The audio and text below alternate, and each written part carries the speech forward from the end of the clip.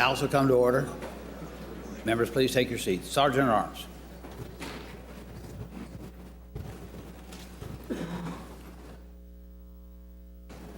The House is now in session. All persons not entitled to privileges on the floor, please retire to the gallery.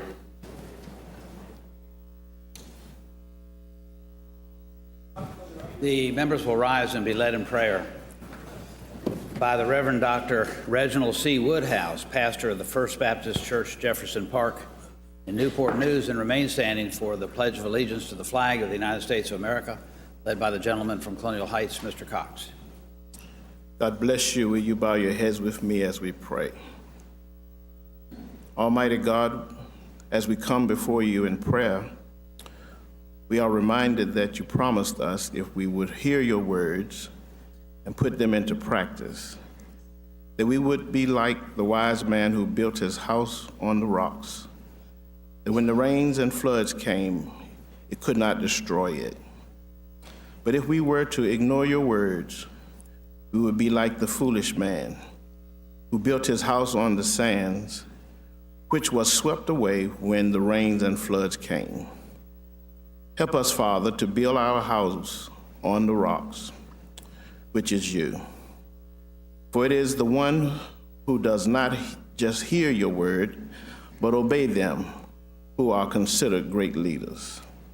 Help these, our state leaders, to not only listen to one another, but to consider what is being presented, so that they will operate in divine wisdom and do what is best for the people of the Commonwealth of Virginia. Help their hearts and minds to show respect for one another as they show fear and respect for you. Help them that the laws and decisions that will be made during this session will help to bring about true blessings for your people throughout this state. I pray that all will go well for this House, the House of Delegates of the Commonwealth of Virginia. Amen. Amen. Pledge allegiance to the flag of the United States of America and to the republic for which it stands, one nation, under God, indivisible, with liberty and justice for all.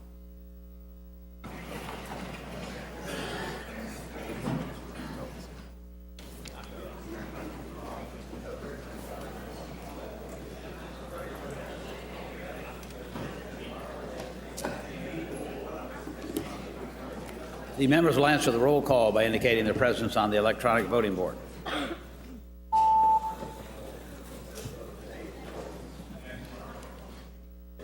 Clerk will close the roll. Mr. Speaker, a quorum is present.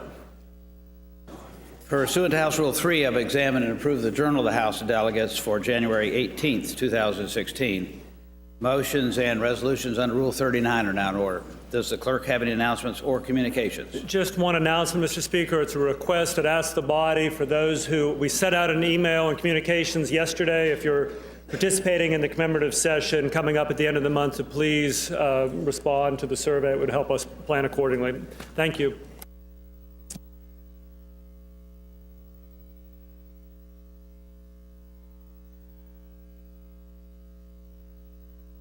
The gentleman from Portsmouth, Mr. James. Thank you, Mr. Speaker. I rise for a request. Gentleman has the floor. I request that I take center aisle for a presentation for the Virginia Sports Hall of Fame, and I will be accompanied by my delegate from Portsmouth, Mr. Hurtig. Gentleman may proceed. Thank you.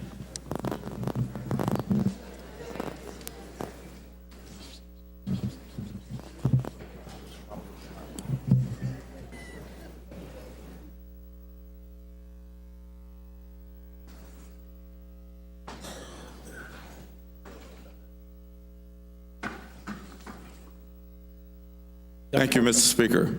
It is indeed my pleasure to do this. This is one of the more fun parts of my job every year, is to offer you the new inductees to the Virginia Sports Hall of Fame. We have 4 of the members who are being inducted today, and I will call them individually, and then I will allow them to proceed to the other body with some comments that you may have. So with no further ado, I'd like to introduce the first member of the new class. And that will be someone that most of us from Hampton Roads knows, Mr. Charlie Stoops. He was a Chesapeake from city of Chesapeake, Crestwood High School. He played football, basketball, and baseball, and was two sports at University of Maryland Eastern Shore. He ended his career with 32 interceptions in his career, and one of the highlights of his mini career was he helped the Baltimore Colts win the Super Bowl #5 in 1971, the first Super Bowl after the merger between the NFL and the American Football League. If you could.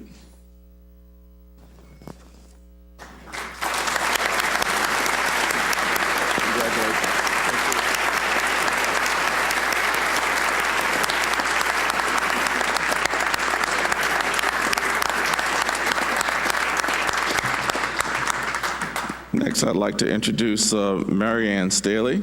She played basketball on the history-making 1972, the 74 Immaculate College team that were inducted into the Nasman Memorial Hall of Fame in 2004. She went on to coach Old Dominion University women's basketball team for 10 years, finishing with a record of 268 with only 59 losses.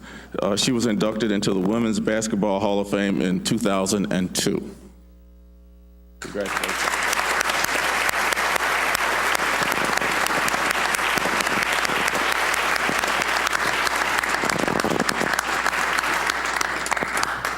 Next, I'd like to introduce Mr. Robert Ukrop. Robert Ukrop, a native of Richmond, helped bring Davidson College into the national spotlight with his skills in soccer, leading his team to an NCAA Final Four in 1992 when he was named First Team All-American and Intercollegiate Soccer Association of America Player of the Year.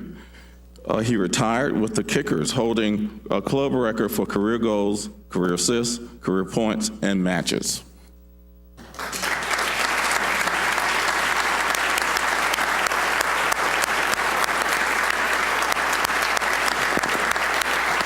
And next, I'd like to introduce Mr. Rick Murray. Rich, graduated from Washington and Lee in 1971 and began a distinguished 40th year career in sports journalism. He served as Public Information Director at James Madison University and Sports Information Director at the University of Virginia. He was a founding member of the Virginia Sports Information Directors Association and was the organization's inaugural president in 2007, and received an Excellence in Sports Journalism scholarship in his honor. Congratulations.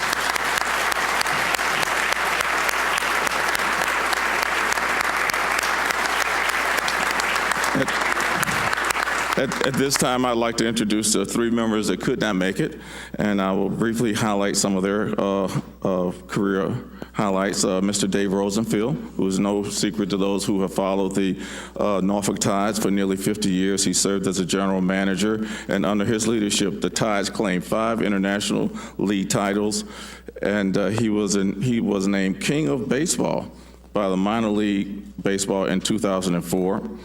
Also inducted, but not here, is Mr. James Ferrier. He is a Virginia native, of course. He was Parade All-American in high school, and he joined the University of Virginia's team. He played with the New York Jets as well as the Pittsburgh Steelers, and over his entire 15-year career, he was a 2-time Pro Bowl selection and a first-team All-Pro selection. And last but not least was someone who spent some time in Chicago, as most of you know, Mr. Charles Oakley. He was a member of the Virginia Union team, and he played for the Cleveland Cavaliers, as well as most notably the Chicago Bulls and the New York Knickerbockers. And he placed on the NBA top 10 for rebounds per game 5 times between 1987 and 1994. And he finished his career with 12,417 points, 12,205 rebounds, and 3,200 assists. Now, that is the class. I'd like to also close by introducing the President and CEO of the Virginia Sports Hall of Fame. And I thank the members for their patience. This is an exciting class, and I hope you will give them one last round of applause.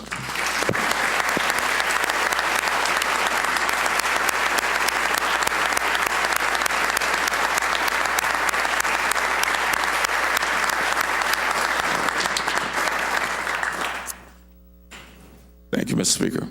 We're honored to have the inductees with us today, and we congratulate you on your many, many accomplishments. Thank you. The gentleman from Colonial Heights, Mr. Cox. Speaker, I rise for an introduction. Gentleman may proceed. Mr. Speaker, I rise to introduce members from the Virginia Economic Development Partnership Board of Directors. Some quick background: the VEDP was created by the General Assembly in '95. Their goal is to attract companies to the Commonwealth, increase trade, and grow Virginia's economy. And of course, their mission is to enhance the quality of life and raise the standard of living for all Virginians. I know a lot of the members of VEDP's board were around meeting with us today, and it's always good to meet with them, and I want to thank them for their hard work in trying to create jobs in Virginia. So if the VEDP board members will stand so we can give them a warm round of applause.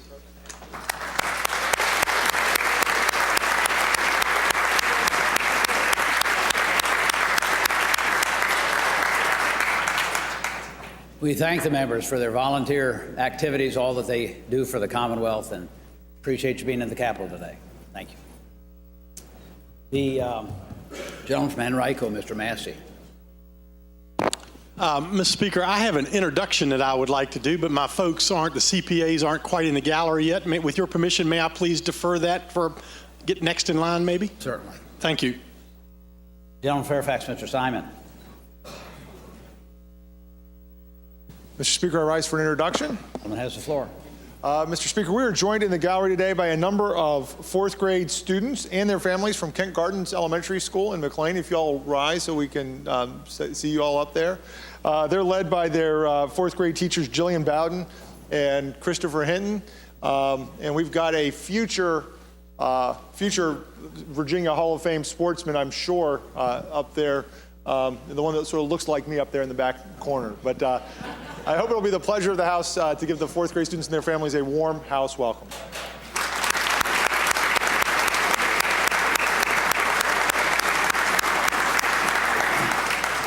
We're delighted to have the fourth graders with us today, and we hope that you enjoy your time in the Capitol. The gentleman from Caroline, Mr. Orrock. Mr. Speaker, I rise for purpose of an introduction. Gentleman has the floor.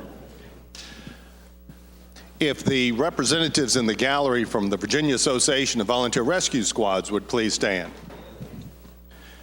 Mr. Speaker, ladies and gentlemen of the House, it's my great honor this afternoon to introduce a group of folks that represent an organization who traced their roots back many, many years ago to the idea of Stanley Wise and the Roanoke Life-Saving Crew, an idea of individuals putting themselves forward without any compensation to address the needs of their neighbors.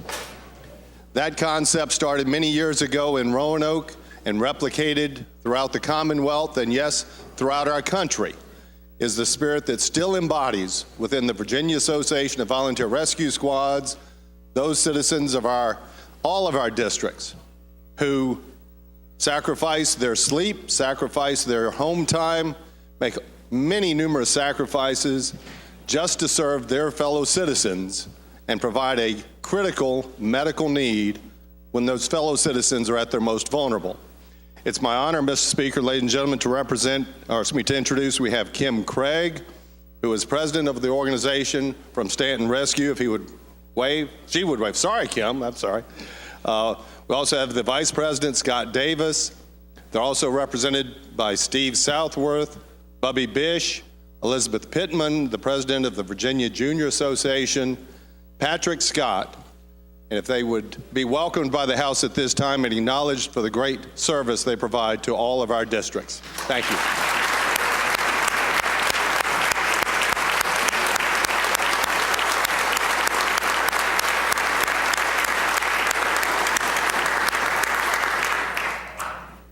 We thank you all for all that you do, and especially the volunteer hours that you give to protect our communities. Thank you for being here today. The gentlewoman from Sussex, Ms. Tyler. Thank you, Mr. Speaker. I rise for a request. I would like to request HJR 175 on page 63 of the calendar to be called out of order.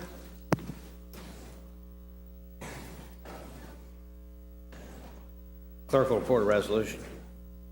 House Joint Resolution 175, commending Anthony Willie Artis.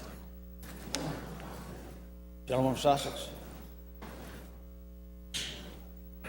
Thank you, Mr. Speaker. I'd just like to make a motion for that commending resolution to be approved. Many is favor adoption of the resolution will say aye. Aye. Those opposed, no. That resolution is agreed to. Gentlewoman from Richmond City, Ms. McClellan.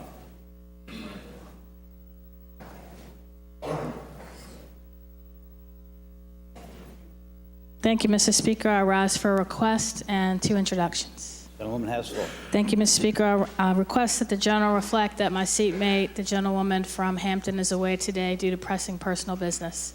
Eternal will so reflect. Thank you, Mr. Speaker. And joining us in the gallery today, we have a strong contingent of representatives from the Northern Virginia Urban League Young Professionals Network, the Greater Richmond Urban League Young Professionals Network, and the Hampton Roads Urban League Young Professionals, along with representatives from their respective affiliates. Founded in 1910, the National Urban League is a civil rights organization with more than 100 years working to promote African Americans towards economic self-reliance. And today, the organization maintains its position as a pillar in the community. And I ask that we give them a warm house welcome.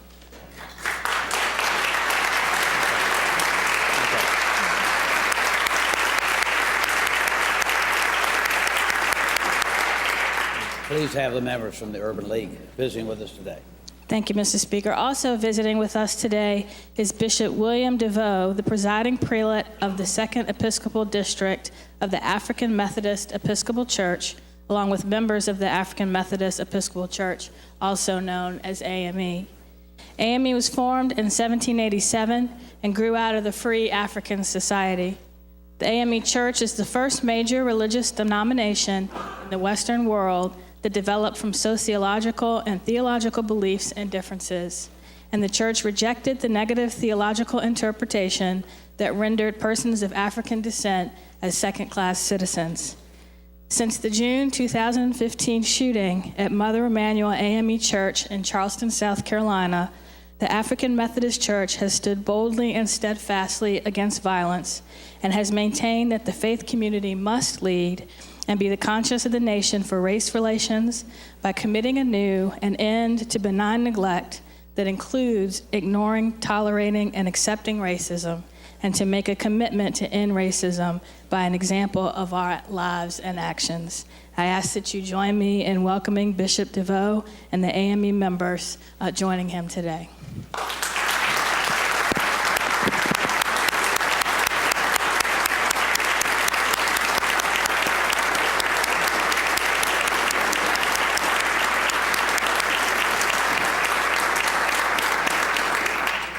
We're pleased to have the members visiting with us today. The gentleman from Fairfax, Ms. Corey. Thank you, Mr. Speaker. I rise for an introduction and an announcement. The gentlewoman has the floor. Thank you. Today, I have the pleasure of introducing 2 student interns who have been working with me. They should be in the gallery. Courtney Jackson is from VCU, and she is majoring in criminal justice and sociology. Thank you for pointing them out to me. And Max Jenkins is a sophomore at the University of Richmond and has the distinction of having been a House page and is now an aspiring member of the House of Delegates. Please give them a warm welcome. Thank you.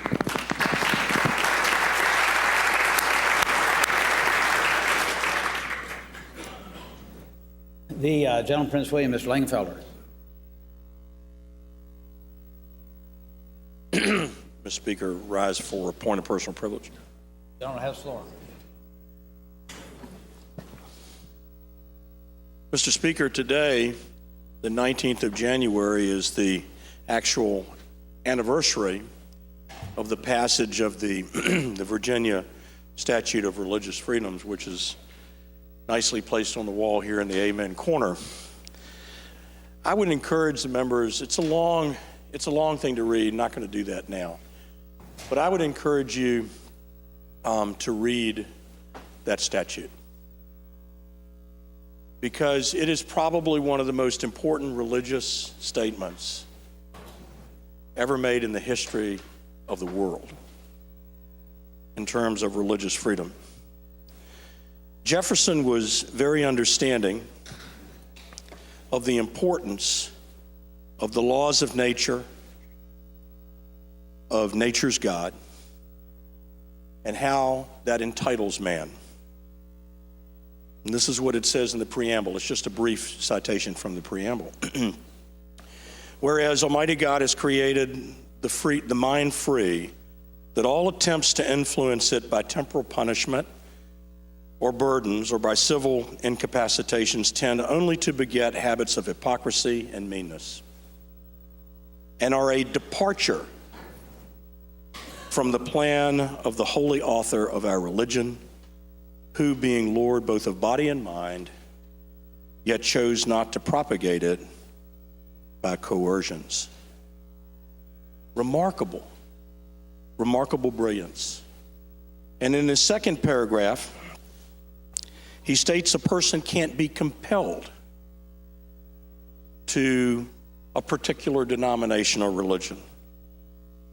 And this is what is written on the wall here. And if you have a chance, just go by sometime and read it again when we're in recess or whatever, and really let these words sink in. Be it enacted by the General Assembly that no man shall be compelled to frequent or support any religious worship place or ministry whatsoever, nor shall be forced, restrained, molested, or burdened in his body or goods, nor shall otherwise suffer on account of his religious opinions or beliefs, but that all men shall be free to profess and by argument to maintain their opinion in matters of religion, and that the same shall be no wise diminish, enlarge, or affect their civil capacities. Remember where we had come from. The Church of England was the established church of the colonies. No longer would that be the case. Our conscience would guide us, not our government. The third paragraph, I think, is also very instructive. It's not on the wall, but it should be, I suppose. Maybe it is, actually. I'll have to go read it. The third paragraph speaks to the belief in the people's right through their elected assemblies, that's us, to change any law. But to change this law brings with it great peril and risk. And this is what it says. And though we well know that this assembly, elected by the people for the ordinary purposes of legislation only, have no power to restrain the act of succeeding assemblies, constituted with powers equal to our own,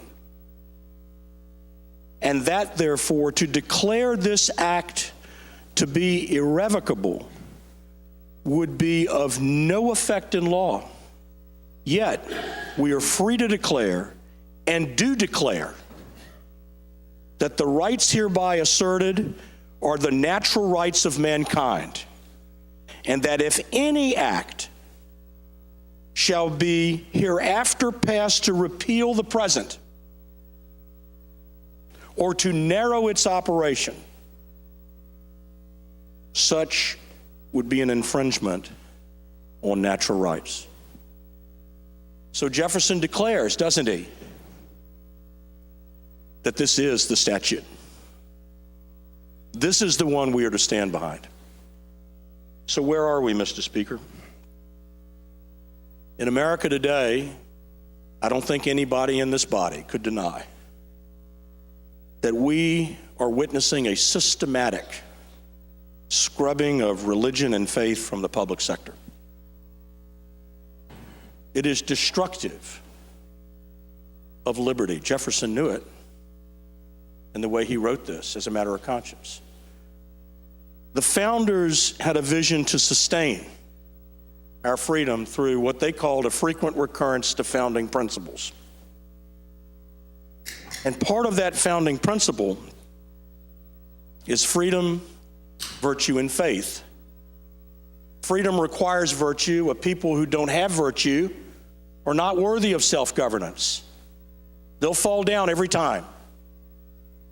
And so where does that virtue come from? Jefferson knew it came from faith. And what does faith require in the context of American freedom? Freedom. Freedom, virtue, and faith. Our nation is falling apart because of a lack of virtue. Broken families, increased drugs, crime, unspeakable violence that we have witnessed even in the last year. But chief among, in my view, chief among the challenges we face in this country today is fatherlessness. We are a nation without enough fathers. And if you want to understand why we see so much reckless youth, so many bad decisions, so many troubling things, it is because we are no longer a nation of fathers. And folks, we can't legislate that any more than we should legislate what religion you should be. But what we can do, what we must do, is recognize that when we carve faith out of the picture, we accelerate the demise and the destruction of this land.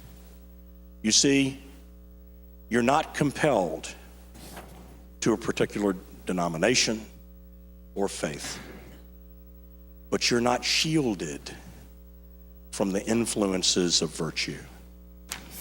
And that's what we must keep in mind if we are to once again be a great nation. The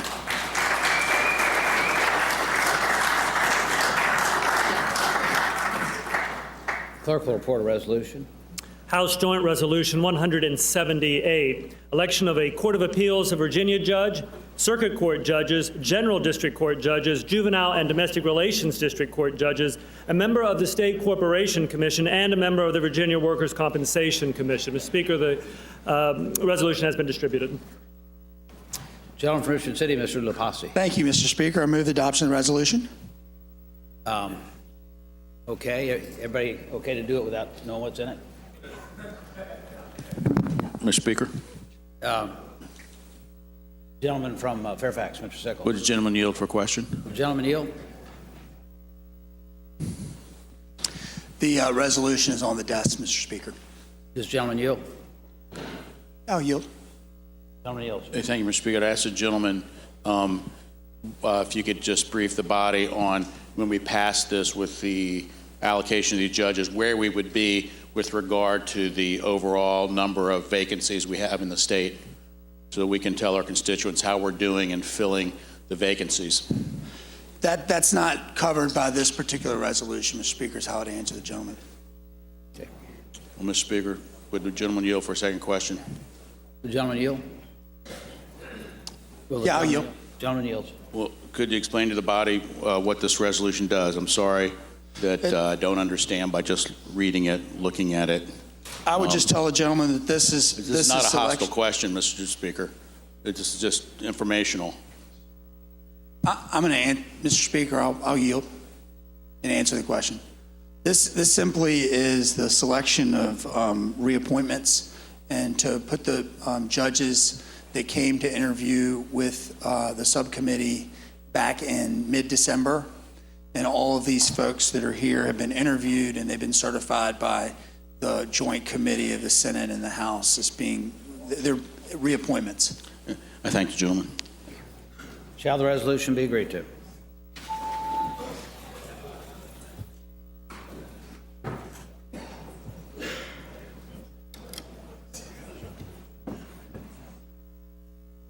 Clerk will close the roll. Ayes 98, no 0.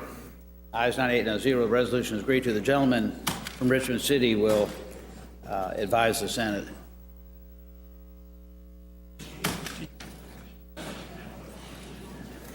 The gentleman from Prince William, Mr. Anderson.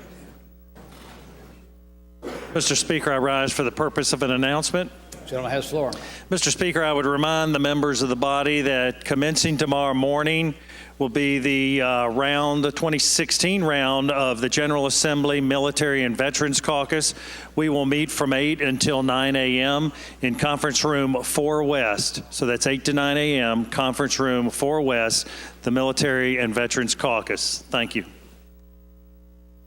The gentleman from Henrico, Mr. Massey. Thank you, Mr. Speaker. I rise for the purpose of an introduction, please. The gentleman has the floor. Thank you, Mr. Speaker. Ladies and gentlemen of the House, today we have in the gallery the members of the Virginia Society of Certified Public Accountants. I would ask them to please stand. I'd like to take a moment and recognize our CPA constituents who are visiting with us today. These members are meeting their legislators during the VSCPA's annual CPA Assembly Day event.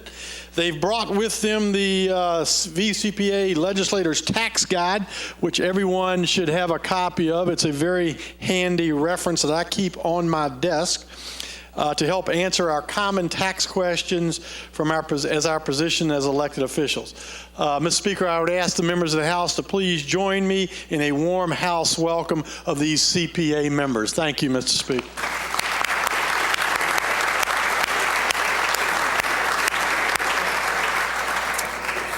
We welcome the members of the Virginia CPA Society, and looks like you're leaving, but have a good time at the Capitol. The gentlewoman from Newport News, Ms. Price. Mr. Speaker, I rise for an introduction. Gentlewoman has the floor. Thank you, Mr. Speaker. Today, I rise on behalf of the gentlewoman from Hampton to introduce Reverend Dr. Reginald C. Woodhouse, who delivered our invocation today. Reverend Woodhouse's career has shown a dedication to education. He attended public school in Chesapeake, received his Bachelor of Science degree in Urban Ministry Management from Geneva College, and received his teaching endorsement certification from Norfolk State. Reverend Woodhouse taught in the Newport News public school system at Briarfield Elementary School for several years. He also received his Master of Theology from Roanoke Theological Seminary, and finally his Doctor of Ministry degree from Providence Theological Seminary. After preparing academically and spiritually for the call, Reverend Woodhouse was called to pastor the First Baptist Church of Jefferson Park in Newport News in 1999. Where under his leadership, new ministries have been formed, including Christian education and meaningful opportunities for youth. We thank Reverend Dr. Woodhouse for his invocation, and I hope that we will give him a warm house welcome.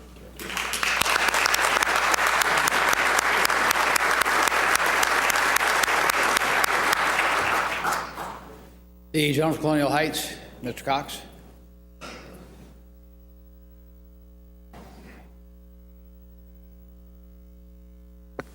Speaker, point of personal privilege. Gentleman has the floor. Mr. Speaker, I would like to lay out a little bit about some of the House Republican policy initiatives that will be coming up this year. One of the things we've really prided ourselves on this side of the aisle, and I think for a long time, is really being policy-oriented. I would dare to say that a lot of the really good stuff and legislation that's come out of this House, working together with the other side of the aisle, has been initiated not by the governor's office on either side, but by the legislature. So let me first of all do a quick retrospective. If you look back on 2015, it started off very well. We adjourned a day early. Remember, we had a budget that our chairman and vice chairman, I think, did a great job with, and not only had a surplus, we also made some fundamental structural reforms, such as in VRS. Thank you, Scott. I don't know what's wrong with the rest of you. We funded a teacher pay raise.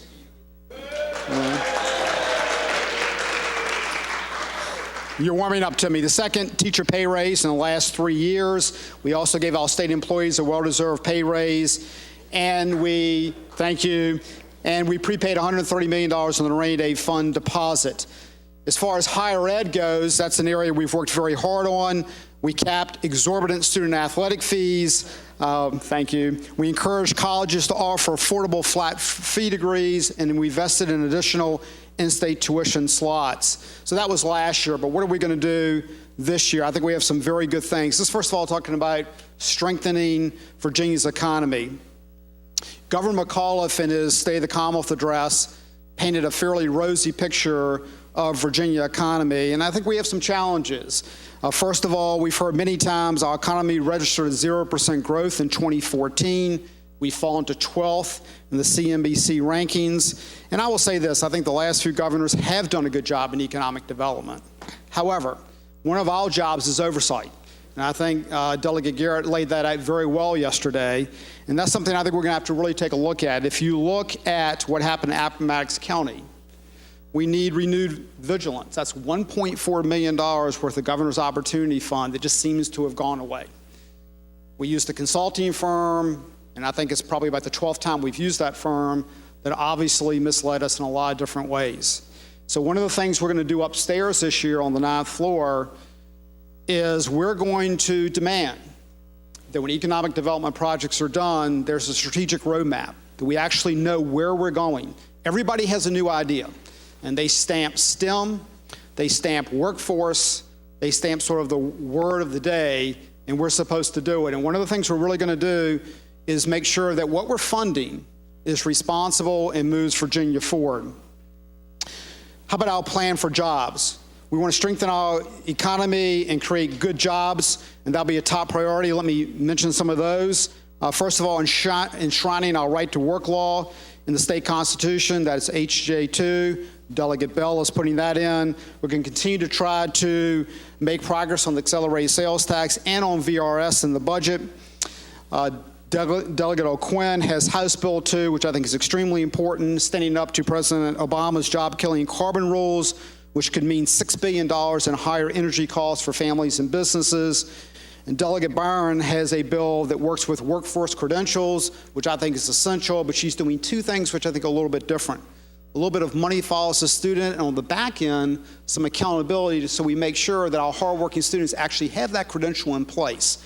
And so I'm looking forward to working on that legislation with Delegate Byron. We also have done a lot on the tax side. Since 2003, we've defeated 26 separate tax increases that would have cost Virginia families $30.2 billion. That's worth clapping for. There are several new job-killing mandates being proposed on small businesses. The House and the Republican side of the aisle will fight those proposals. Delegates Yancey, Ransom, and Leftwich all have introduced legislation which would give much-needed regulatory relief to small business across Virginia, and I thank them for that. Of course, education, which I briefly mentioned, is also a top priority. In this year's agenda, re-benchmarking will mean a significant new investment in K-12 spending in the order of around $420 million. And I think Governor McAuliffe has made a good faith effort to start us off in K-12 and try to put back some of that funding. I think one of our goals, though, has to be, how can we make sure when that money goes back that a lot of it doesn't require very onerous local matches for our localities, which puts either further strain on them. So we'll be working on some solutions in that area to get more flexibility to our localities. We have other good proposals. Delegate Dickey Bell has been working for several years on a Virginia virtual school system, and we want to finish the work on that. Delegate Rob Bell has worked very hard on a constitutional amendment to establish more charter schools, something that President Obama agrees with, so Delegate Bell and President Obama like this. Other states have started to pass parental choice education savings accounts. This is a very innovative way, I think, to empower parents, and Delegate Rock has that bill this year. And in higher education, we can make even further progress. The big catchword is access and affordability. One of the things we're going to do is make financial aid make more sense, where we just don't throw financial aid out there, that we reward students to move up from their freshman, sophomore, junior, and senior year, giving them more financial aid, incentivizing them to stay in school, incentivizing retention. We're also going to do more with the JLARC recommendations we had several years ago to make sure that our colleges are spending our money efficiently, which is very important. In healthcare, the minority leader and I have had this discussion for probably 2 years now. But obviously on this side of the aisle, we feel very strongly that Medicaid expansion is not the route to go. I've articulated that and why that is so for several sessions. This year, we seem to have a new way of doing it, a bed tax on hospitals. We see that, once again, as gimmicky, is sort of a bait and switch, and that is something that, to me, is not workable. If you look back at even President Obama's budgets earlier on, he actually has already attempted to take money away from that particular vehicle of funding Medicaid expansion. And let me also point out, if you look at the recent JLARC report, we still had up to $38 million in taxpayers' money was wasted on ineligible recipients of Medicaid. So we have a lot of reform that I know Delegate Landis is working on in that area. We have tried to invest in the safety net, and we've had many speeches on that. We've done great work with PAC teams. We've done great work with drop-off centers. I think you can see the side of the aisle continue to do that. Other reforms, such as COPN reform, we have a lot of different people working on that. Delegate Barron, O'Bannon, Peace, Bell, Stolley have all introduced legislation to try to reform that system, which I think is very important. So let me conclude with this. Long speech, Mr. Speaker.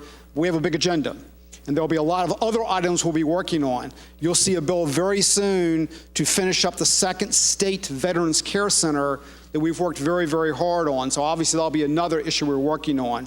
So I look forward to not only working with folks on my side of the aisle, but working with folks on the other side of the aisle to push through some, I think, these very great agenda items for Virginia. Thank you, Mr. Speaker.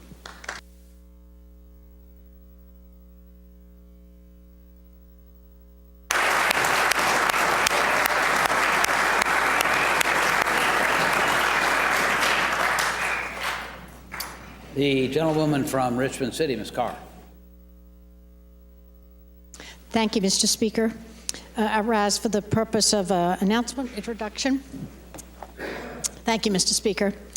Mr. Speaker, I would ask my House colleagues to join me in congratulating our one colleague who was recognized last night as Legislator of the Year by the Virginia Economic Developers Association, Delegate Matthew James.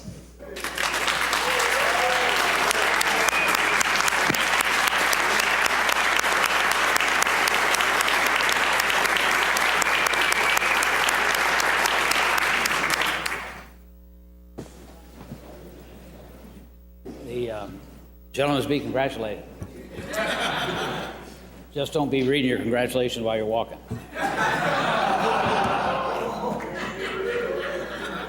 The gentlewoman from James City County, Ms. Bogie.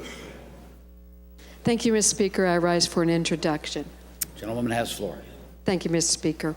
On behalf of Delegate Mason and myself, I'd like to welcome 200 students from Jamestown High School that are visiting with us in the Capitol. Actually, I think they just left, but I want to make sure that they know that we recognize their visitation here today. So please join me in a warm house welcome.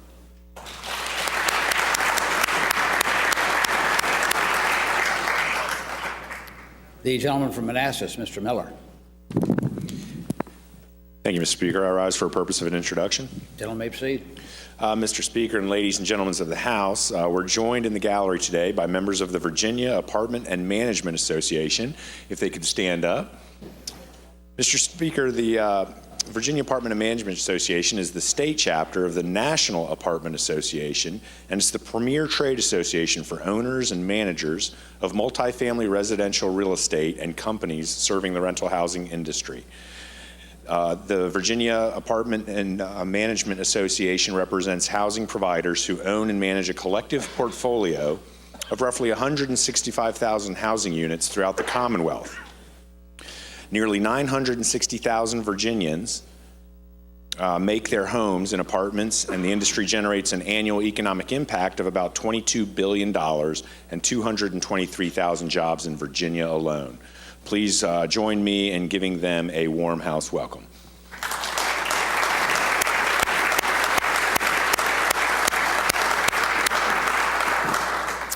We're delighted to have the visitors with us today, and we thank you for your time in the Capitol. Are there further motions or resolutions under Rule 39? Clerk will call the calendar. Calendar for the Virginia House of Delegates for Tuesday, January 19th, page 1.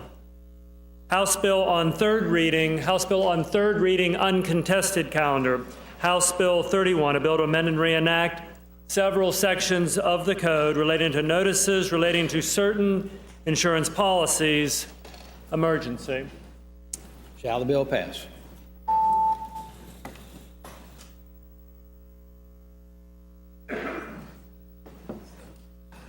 Clerk will close the roll. Ayes 98, no 0. Ayes 98, no 0. The bill is passed.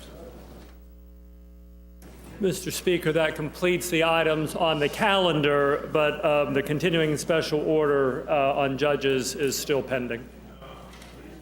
The Senate is in recess until 1:15. Gentleman from Charlottesville, Mr. Toscano.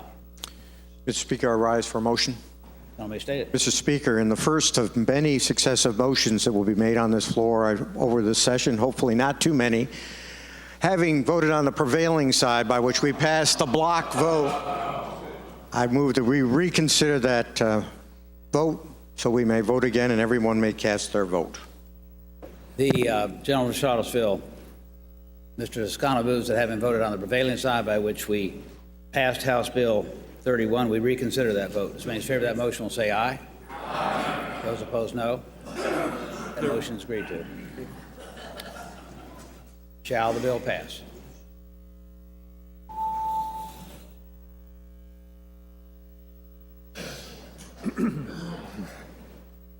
Clerk will close the roll. Ayes 99, no 0. Ayes 99, no 0. The bill is passed.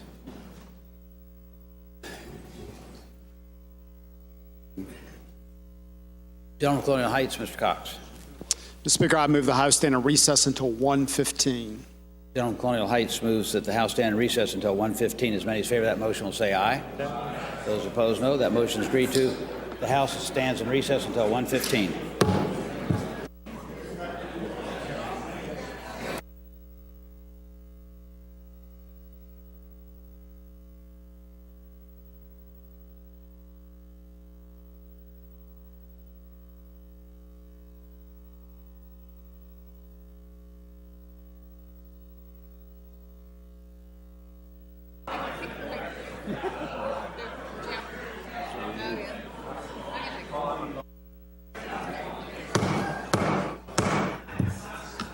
The House will come to order.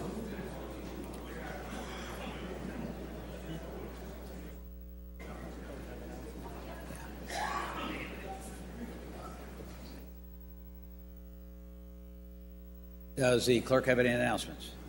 Yes, sir, Mr. Speaker. It appears that House Joint Resolution 178 has not been agreed to for the continuing order. Special order will not be held today. Accordingly, picking up the rest of today's calendar, rest of today's activities, meetings here this afternoon, Commerce and Labor will meet immediately upon adjournment once you walk over to the GAB in House Room D. Immediately upon adjournment in House Room D for Commerce and Labor. The General Laws Committee also will meet 1/2 hour after adjournment over in House Room C of the GAB. Commerce and Labor Subcommittee number 1, that meeting has been canceled. However, there is a new General Laws Subcommittee number 1 meeting that they'll be meeting immediately upon adjournment of the full committee in House Room C. Then 2 hours after adjournment of the full committee, General Laws Subcommittee number 3 will be meeting as soon as General Laws Subcommittee number 1 meets. It completes its meeting. Then at 4 o'clock, the Appropriations, Health and Human Resources Subcommittee will be meeting up in the 9th floor Appropriations Room. The Education Committee's Higher Ed Subcommittee will be meeting at 4 o'clock in the 5th floor East Conference Room. Looking ahead to tomorrow, Wednesday, January 20th, County, Cities, and Towns Subcommittee number 1 will be meeting at 7:30 a.m. in the 8th floor West Conference Room. As is previously announced, the Military and Veterans Caucus will be meeting at 8 o'clock in the 4th floor West Conference Room. The Women's Health Care Caucus will meet at 8 a.m. in the third floor East Senate Conference Room. Then at 8:30, Agriculture, Chesapeake, and Natural Resources Committee will meet down on the first floor of the GAB at House Room C at 8:30. Education Committee, they will be meeting at 8:30 across the way at House Room D. Then immediately upon adjournment of the full Education Committee, the Education Committee's Elementary and Secondary Education Subcommittee will be meeting in House Room D. Again, that's tomorrow morning. Appropriations, General Government and Capital Outlay Subcommittee will be meeting at 10 o'clock tomorrow up in the 9th floor Appropriations Room. Finally, Mr. Speaker, the Democratic Caucus meets at 11:30 a.m. in House Room 2. The Republican Caucus meets in House Room 1 at 11:30 tomorrow. That completes the announcements that I have. The gentleman from Colonial Heights, Mr. Cox. Mr. Speaker, I move that when the House adjourned today, it adjourn to reconvene tomorrow at 12 noon. Gentleman from Colonial Heights, Mr. Cox, moves that when the House adjourn today, adjourn to reconvene tomorrow at 12 noon. As many as favor that motion will say aye. Aye. Those opposed, no. That motion is agreed to. The gentleman from Colonial Heights. Mr. Speaker, I move the House do now adjourn. Gentleman from Colonial Heights, Mr. Cox, moves the House to now adjourn. As many as favor that motion will say aye. Aye. Those opposed, no. That motion is agreed to. The House stands adjourned till 12 noon tomorrow.